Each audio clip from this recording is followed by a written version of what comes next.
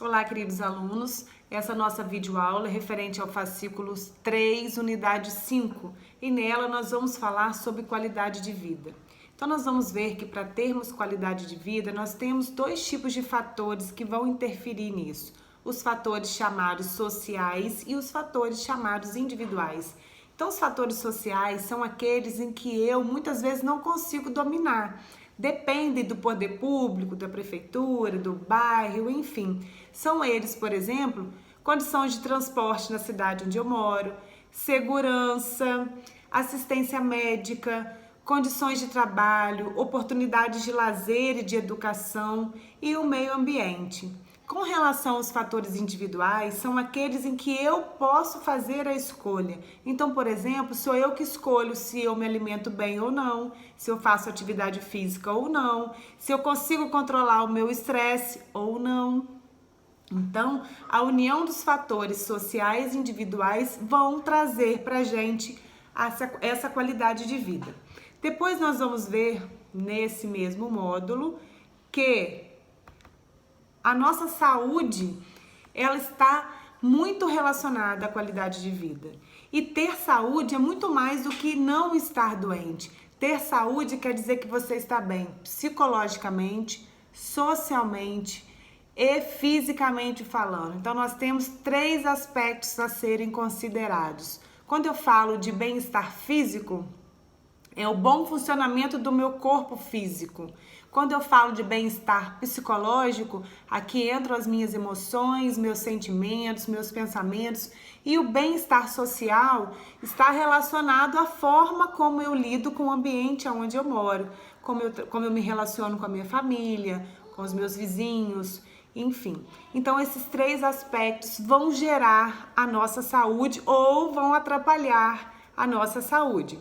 Bom, seguindo aqui no nosso módulo, nós vamos ver que, com relação à questão física, ele vai discutir a importância de uma alimentação saudável. Então, na nossa apostila tem uma pirâmide, e nessa pirâmide alimentar, nós temos uma base, a base é a parte maior e mais larga dessa pirâmide, e nela nós não temos nenhum tipo de alimento. Vocês vão ver que na base da pirâmide tem atividade física regular, controle do peso na faixa considerada normal, ingestão de líquido.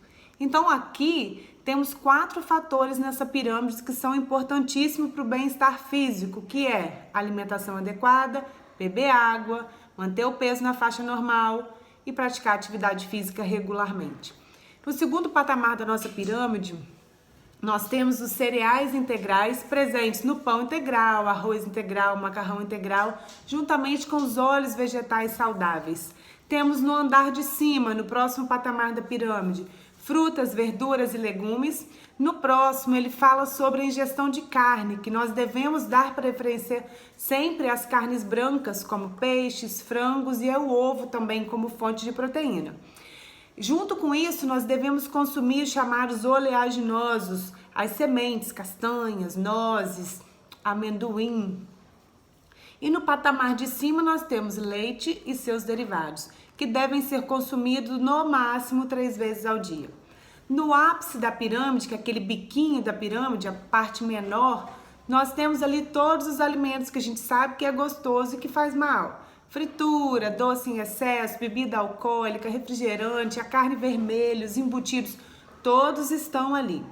Então, quando a gente olha para essa pirâmide alimentar, a gente deve tentar relacionar a nossa alimentação com essa pirâmide. E aí a gente perceber se nós estamos dando a devida atenção aos alimentos em que a gente deve consumir mais e evitar esses alimentos que devem ser consumidos esporadicamente, ou seja, só de vez em quando. Depois disso, na seção 3, ele fala sobre hábitos e cuidados corporais no trabalho. E ele vai falar especificamente dos cuidados que nós devemos ter com relação à nossa postura e aos movimentos que a gente repete muitas vezes no nosso dia a dia.